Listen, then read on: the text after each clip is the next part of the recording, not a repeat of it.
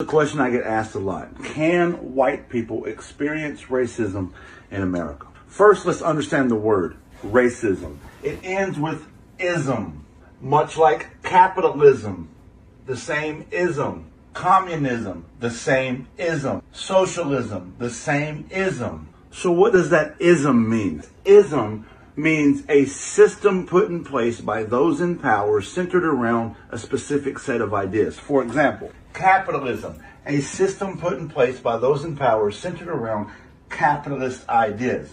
Communism is a system put in place by those in power centered around communist ideas. Socialism is a system put in place by those in power centered around socialist ideas. So what is racism?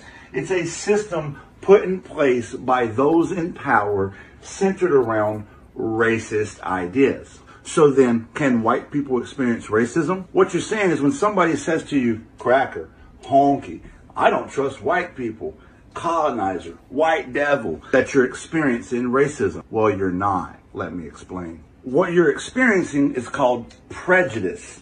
Prejudice is when someone has an idea about you based purely on the way you look. The reason that's not racism is this: the black community is incarcerated at a rate 3 times higher than white people for the same crime, are shot by the police at a rate 3 times higher than white people. A traditional black name on a resume will receive a callback 5 times less commonly than a traditional white name. White people are not victims of racial profiling, redlining, gentrification.